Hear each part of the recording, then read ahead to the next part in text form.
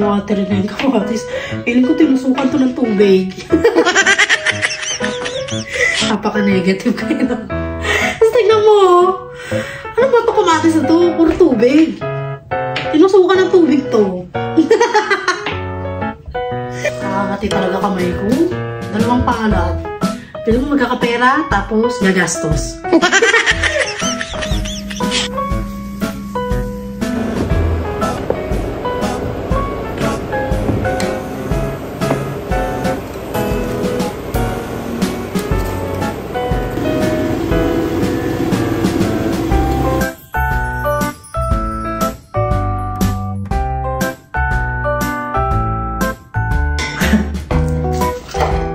Share nyo na yan. Sunod. Kain tayo mga kachupa. Kakamayin ko na lang kasi huwag na tayong magkunwari na social. Wala na sa itsura ko social. This year talaga, ang dami nang i-scam sa atin. Ngayon alam na natin kung anong gagawin, anong dapat gawin. Kaya sinishare ko sa inyo mga kachupa para hindi kayo ma-scam. Share ko lang. Hi mga kachupa! Welcome back to my vlog! So for today's video, ako lang mag-isa rito. At ito ang lulutuin nating favorite kong laing. Laing pala, laing. Before magluto, magsaing muna ako. Ang dalawang gatang. Hindi pa ako nagbe-breakfast mga kachupa. Hindi pa ako nagbe-breakfast dito. So, saing muna ako ng brown rice ng dalawang gatang. Dahil kong balahibo sa sa jacket. Medyo pangit ang kaming weather ngayon. Medyo makulimlim sa labas. Ngayon na lang ulit ako. Talagang hindi na-vlog sa loob ng bahay dahil kasi nga may sakit nga yung lalamunan ko. Pero ngayon, tinatry kong maging okay. Kasi pag hindi ko tinanggal po, mapupunta to sa kanin. Makakain. Puro balahibo ni Kiki, no? Ang tagal kong hindi na-vlog, mga kasyupa. Sa bahay. Pero nakapag-vlog ako yung nung tinuruan ako ng asawa ko, mag-drive, ganyan. Kasi dito sa Amerika, mga kasyupa, mabilis ka lang matututong mag-drive kasi yung ano nila, yung daanan, yung ano malahawak, at saka sila disiplinado. 'Di ba? Nakikita mo naman hindi katulad sa atin sa Manila. Basta makasingit ka lang, okay na, 'di ba? Pero dito iba, disiplinado ang mga ano rito, may mga stop sign. Pag hindi ka sumunod, pagka umabot yung speed limit mo sa huli ka, ganun. Ganun talaga dito mga kasyupa. Kaya sabi ko nga, mabilis ako matututo rito. Hindi kasi tulad sa Pinas na parang sinusunod na batas. Ang galing mo muna itong mga balahibo ko sa ito. Medyo malamig pa rin dito. Pero wala na snow. Pero malamig pa rin. Kaya itong bahay na ito hindi na napapatay yung heater. Dahil tayo na po. Magsain. Buti na lang may isda pa ako sa bahay. Dito sa rep. Magluluto ko ng daing sa isda. Tapos magluluto rin ako ng sinigang na sabaw. Kasi meron akong sinigang mix. Tapos meron akong kangkong dun sa garden namin. Diyan o. Papakita ko sa inyo mga kachupa. Tapos meron akong dalawang kamatis. Sinigang ko. Ano lang. Sabaw lang yung luluto ko. Wala kasi namin baboy. Sabi ko sa asawa ko, bilan ako ng buto-buto na na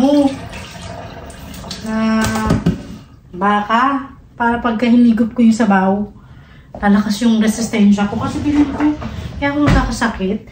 Kasi feeling ko nga, iba yung, hindi na ako nakakakain ng pagkain na kinalakihan ko.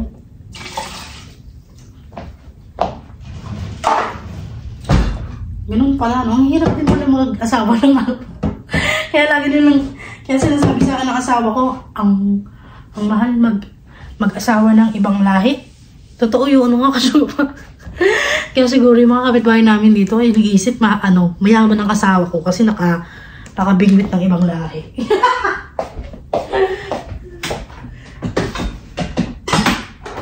Pero hindi nila alam.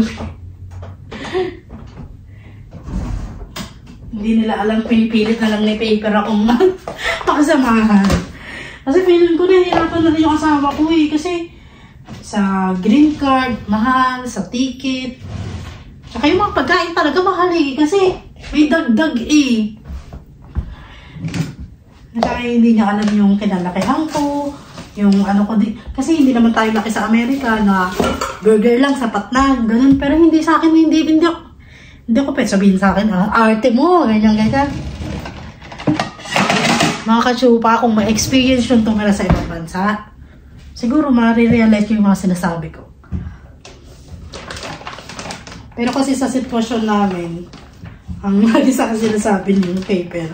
Tsaka sinasabi niya sa pamangkin niya na pag nag-asawa ka ng ibang lahi, tulad ng Pinay, ang ano lang, magastos. Yun ang lagi niyang, totoo nga naman, magastos.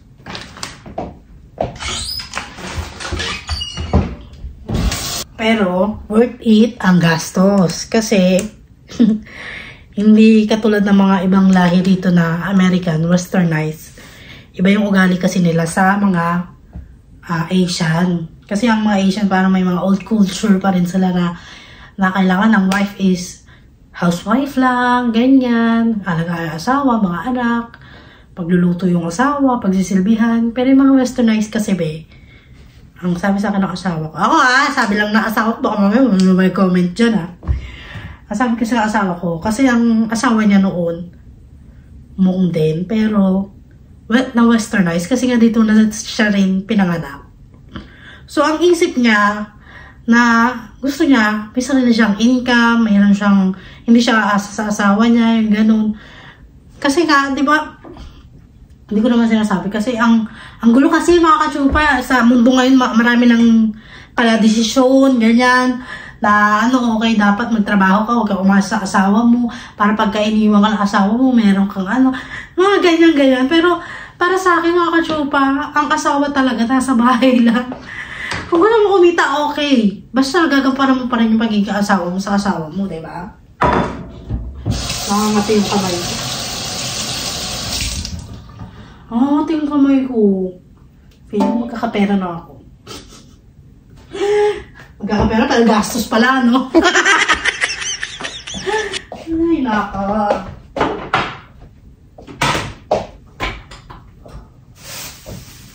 Meron ako 2 kamatis dito. Shop ko lang siya. Kasi nga, magsisinigang na sa bawak ko. Malapit ang bulok ng kamatis ko.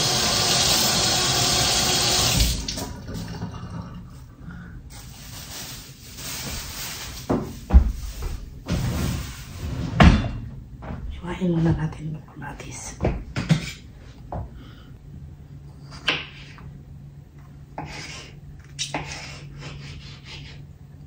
Water na yung kamatis. Feeling ko tinusukan to ng tubig. Napaka-negative kayo, no? Tapos tignan mo, ano ba ito kamatis na to? Puro tubig. Tinusukan ng tubig to. Para bumigat. Alam mo katsupa, ibang-iba yung dito. Yung chicken din dito, feeling ko tinusukan ng tubig. Feel ko lang yun Kasi nakikita ko yung balat nila, parang may tubig. O baka ganito lang talaga yung chicken dito. Hindi ko alam mga katsupa. Ayoko na magsalita ng hindi maganda.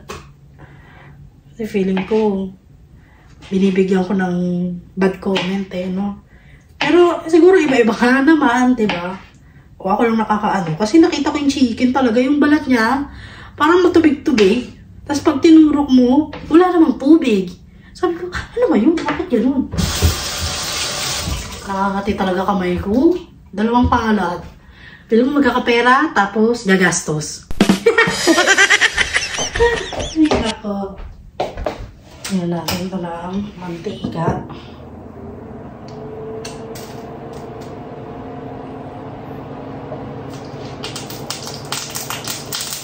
Ano kayo pala, ito mga katsupa, yung aming gamit na mantika.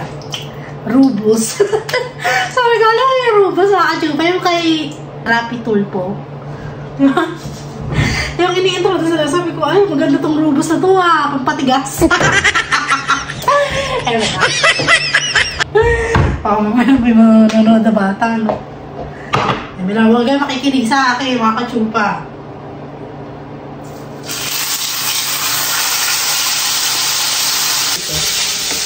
Alam mo, mamaterin yung kamatis. Baka kasi sobrang luma na ng kamatis. Sinisa yung kamatis, eh.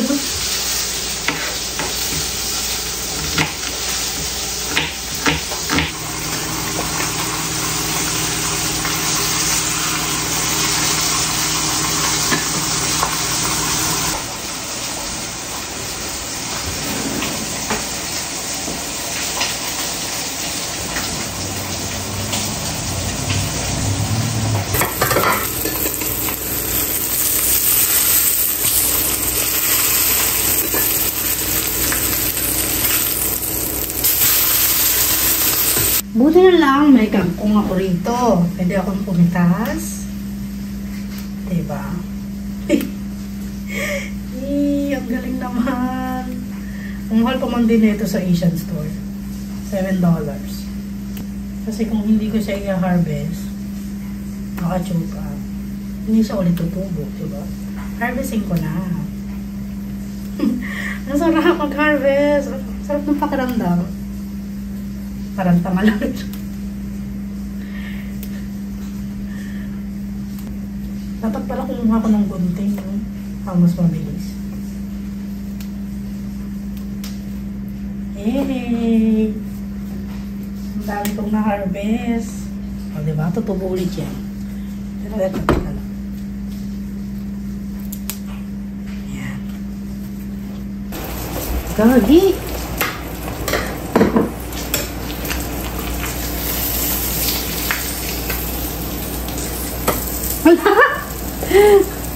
Sunog, mga kachupa.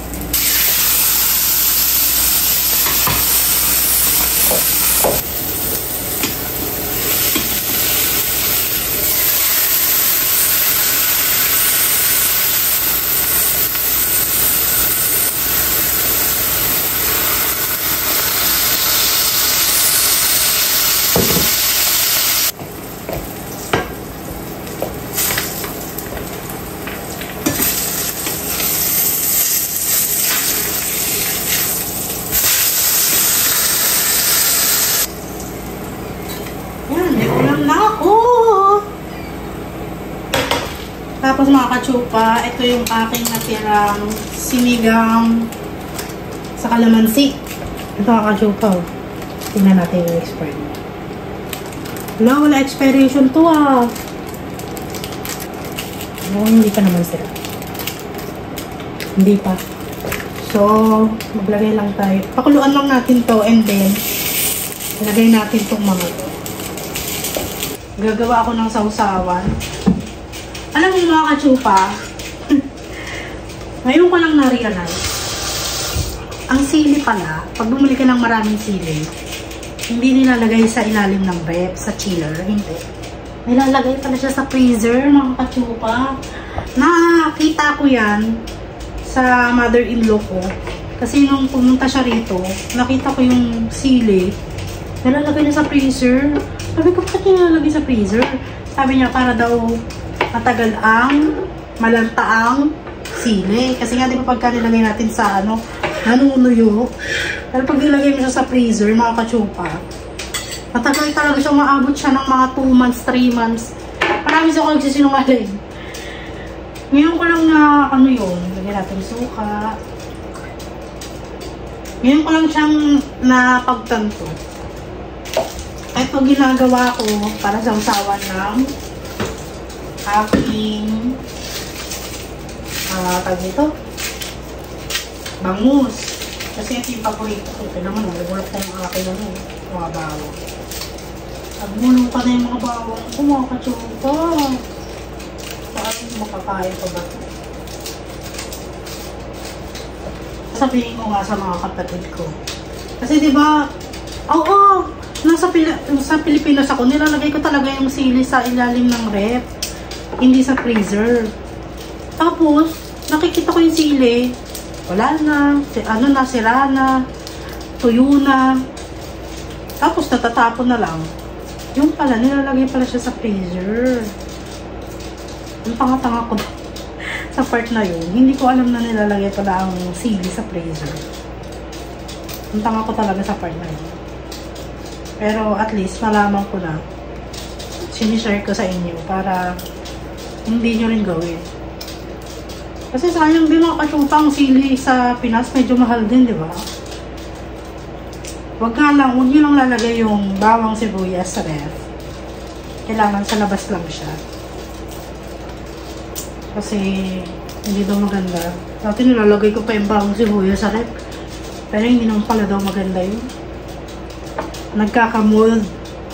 Nagkakaroon siya ng mga mold na ano, hindi siya maganda sa health. Kaya lagi ako nagkakasakit. Ito yung gusto kong sausawan mga kachupa eh. Yung suka, tapos may fish ka, and then meron kang soup.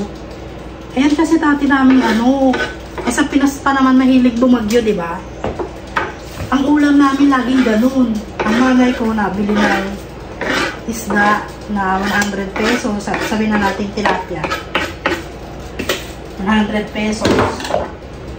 Tapos bumibili siya ng isang laking na noodles.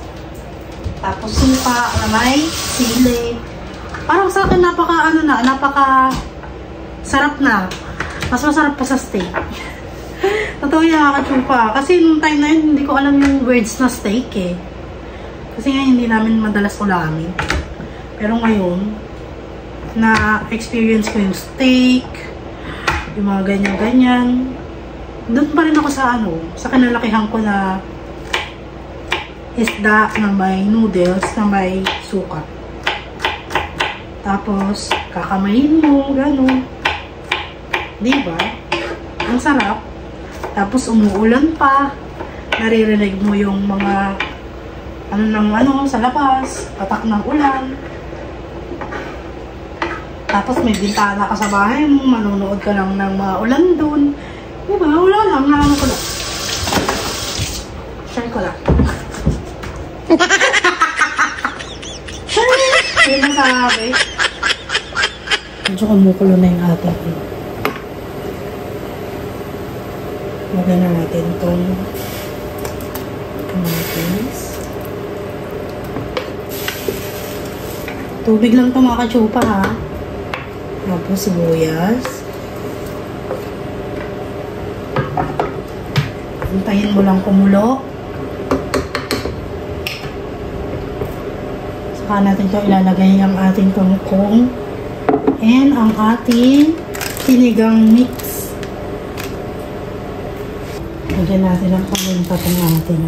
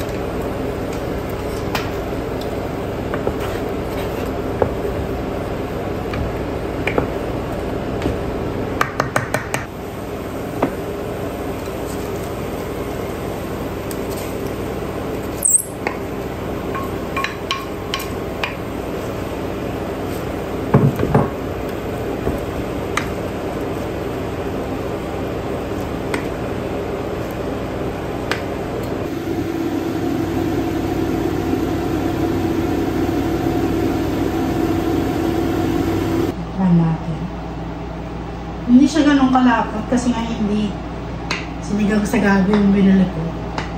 So wala ko makitang gabi.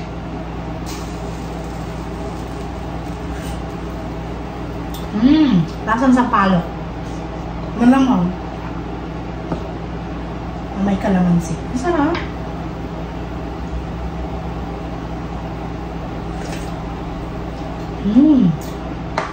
Sarap na makatsupa. At yung paminta. Para lalong sumarak at nagkaroon ng spiciness.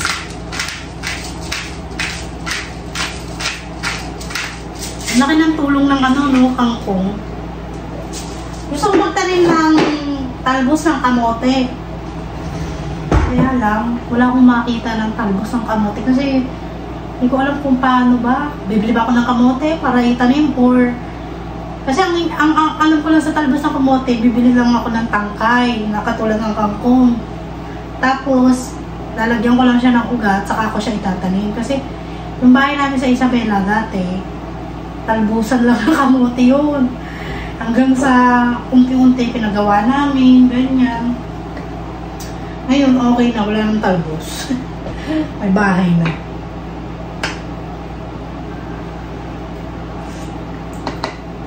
Yung throat ko, gumaganda dito. Tama na to. Mag-serve na tayo. At makakain na tayo.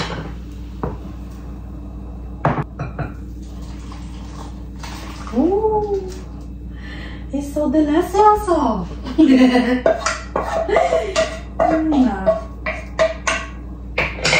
Ang sarap! At ako'y nanginginig na sa gutom.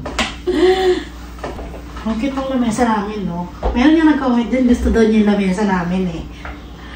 Ako din nakikita, mga kachupa, kasi very simple siya, kahit hindi siya elegant. Very old style. Alam mo naman yung asawa ko, very old na. Nahilig siya sa antique. Pero gusto ko magkabang, eh, mga kachupa. Tingnan niyo ang ating sinigang, mo. Very healthy.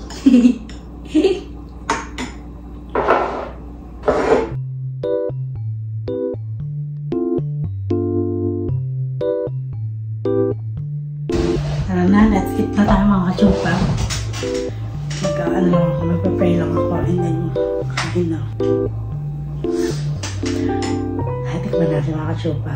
Ito yung aking one of my favorite sa Pinas.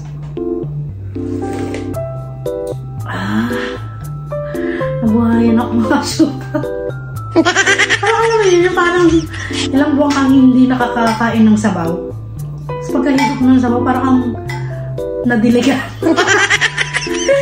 Diba? Ang sarap. Hindi ko ako makakauwas na itong sabaw na to. Diba? Konti lang ako magluto. Kasi alam ko yung mga tao rito, hindi sila mahilig sa mga ganito.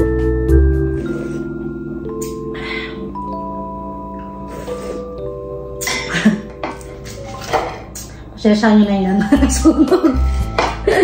Ano tayo, kain tayo mga kachupa. Kakamayin ko na lang kasi huwag na tayong magkunwari na social. Wala naman sa itsura ko social. Ang sarap! Kain po mga kachupa. Ang sarap.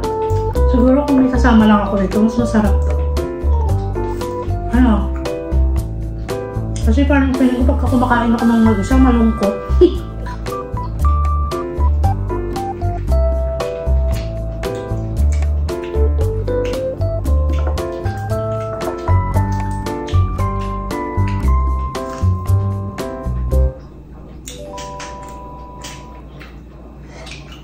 Super yummy.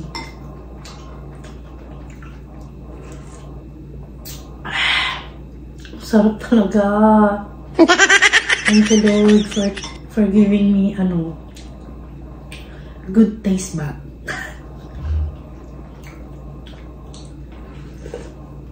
Kaya later na tayo magsisahan mga kachupa. Nalaman muna ako.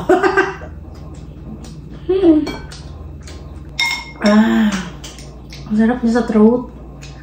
Ang sakit kasi ng throat ko pag lumulunod ako. Parang siyang merong plema sa loob na hindi ko matanggal. Tapos pagka umiinom ako ng soup, parang siyang nawawala. Kaya sabi ko sa asawa ko, talagang magluluto ko ng sinigang.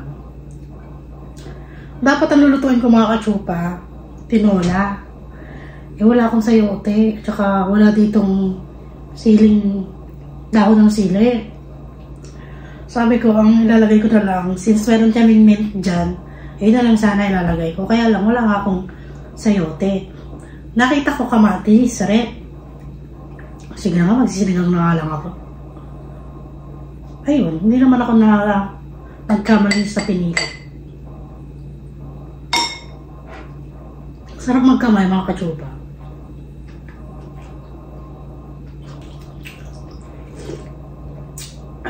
Sarap talaga yung sabaw.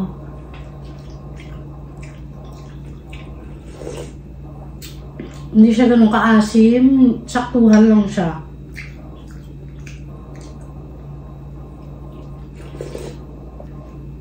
Pasensya na sa nanonood kasi baka magutom, lalo na yung nanay ko.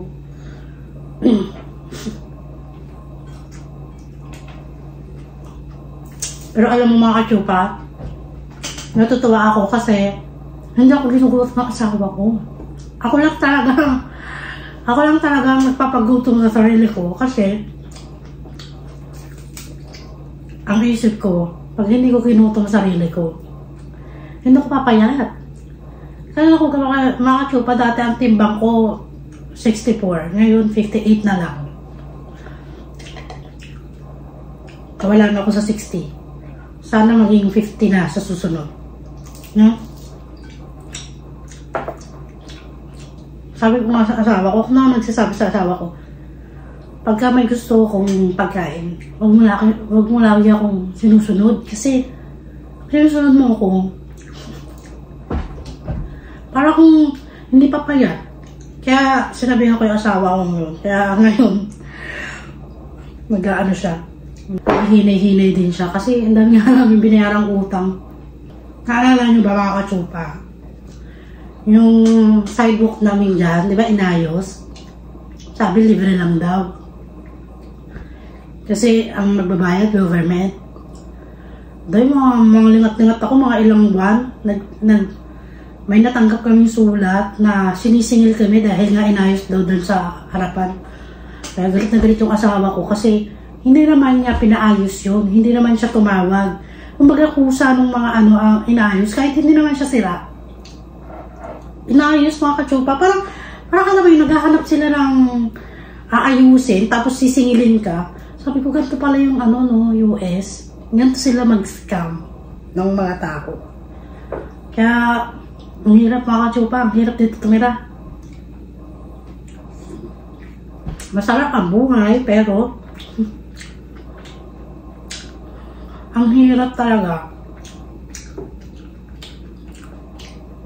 Lingat-lingat kami, oh. Meron ng mailbox na sinisingil namin $400. Dahil nga daw inayos yung tapat namin, sidewalk. Akala namin kasi free, kasi nga, diba, hindi naman namin tinawag, ganyan. Ay naku, hindi ko alam kung bakit. Kaya galit na galit yung asawa ko nang natanggap niya yun. Tumawag siya sa na bakit daw sinisingil kami na ganyan.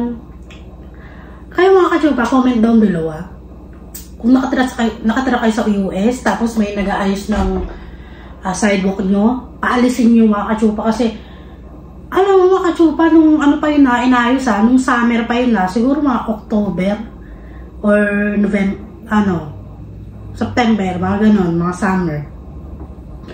Inayos yan, wala kaming kamalay-malay. Gulat naman kami, inumukay, binubungkal, papalitan. Tapos, naglagay ng sulat doon na sabi, hindi daw namin kailangan magbayad kasi ano daw yan, ganyan-ganyan.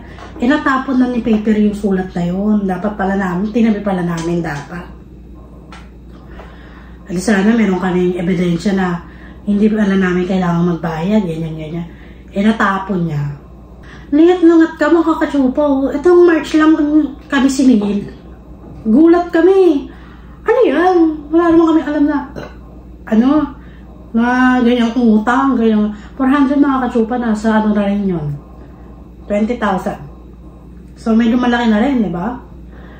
Sisingil siya to 400. Sabi ko, grabe mga Amerikano dito. Kaya siguro na-realize ko na yung mga Pinoy na nagtrabaho dito for a long time. Gusto talagang mag-retire sa Pinas. Kasi ang isipin lang nila sa Pinas yung nakabili lang ng lupa, bayad ng amilyar, bayad ng yun lang. Pero yung mga tax na ganyan na pag binungkal mo yung lupa, may bayad pala. Kaya kayo mga kachupa, pagka may nagbubukas yun, paalisin nyo. Kasi scammer pala yung mga ganoon. Hindi namin tinawag yun kachupa Kung saan nabirong ka, kahit okay pa. Ulat na lang kami nagbubungkal sa harapan namin. Siguro, napili nila yung bahay namin. Kasi nga yung bahay namin sa labas, maayos. Yung mga neighbor kasi namin dyan, dudugyot, mga kachupa. Alam mo yun, parang wala silang pakialam. Nalinis yung tapat nila. Pero yung amin talaga, kasi nililinis ko nga yung tapat namin. Pero ang akala ng mayaman to, malinis eh. Akala nila.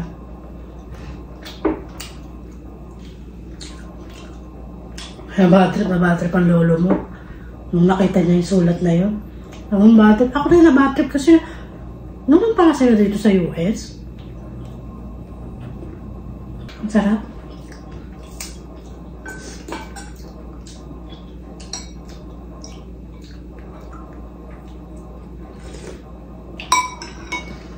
Dapat nung nakaraan ko pa, i-share sa inyo yun.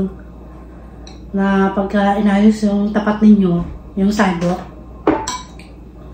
ng mga government emirate dyan sa labas ninyo, yun yung papaayos. Kahit nasimulan na nila, paalisin mo sila mga kachupa kasi may bayad talaga. Comment down below mga kachupa kung na-experience niyo yun. Kasi ang hirap.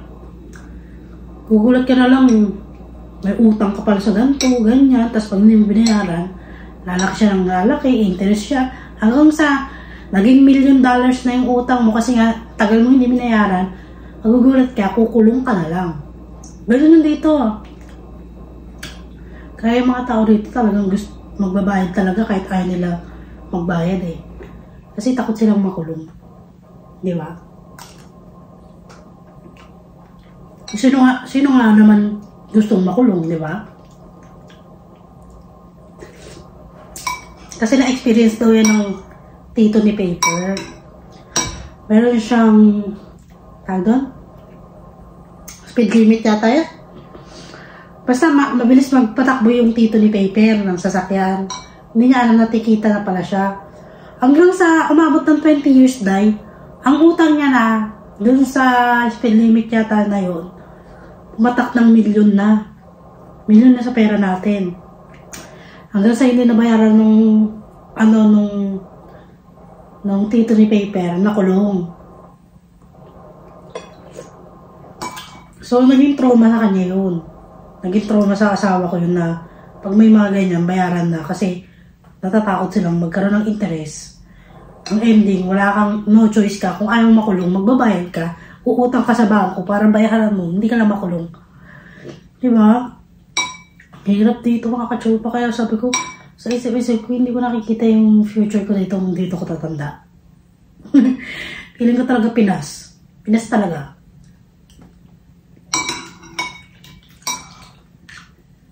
Kasi sa Pinas, okay lang eh. Nasa sa'yo kasi yun kung magpapa-scam ka o hindi.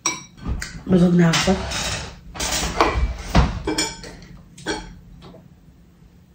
Kinain ko. Pero sa akin marami na yun.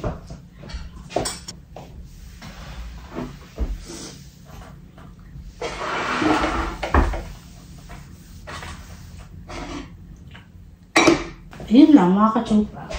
Share ko lang. Kaya pagka may sa inyo, mag ano kayo, labas-labas kayo sa bahay. Kasi maghuhulat niya mga kachupa. Kasi hindi kami nalabas. Lagi kami nasa loob ng bahay. Nagulat na lang kami mga kachupa, nakabungkal na sa harapan namin. Hindi namin alam. Nakita na lang namin nung lumabas kami. Kasi dito sa bahay na to, hindi mo maririnig yung labas kahit nagbubungkal na sila sa... Kasi nga yung mga window namin, naka-double layer. So kahit anong ingay sa labas, wala kang maririnig mga kachupa. Magulat lang kami mga kachupa. Ano, talagang bungkal na talaga. Parang lalagyan ng semento. Hindi naman namin alam na may bayad pala yun. Kaya doon sa mga nakasubscribe sa akin na nakatira sa US, pagka may bumungkal sa inyo ng tapat ng bahay nyo, palayasin nyo. Sisingilin kayo niya, makatsupa. Ito yun. Tapos aantayin, magugulat ka na kayo after 5 months, may darating na sulat sa inyo na may utang kang ganito, dahil nice yung road jack, street nyo, sidewalk nyo, mga ganyan. Kulang talaga kami kasi shock kami yung kasyupa. Ang dami kasi namin binayaran ngayong taon na to. Tax, nagbayad ng asawa ko ng tax. Nagbayad ng pang-green card yung asawa ko.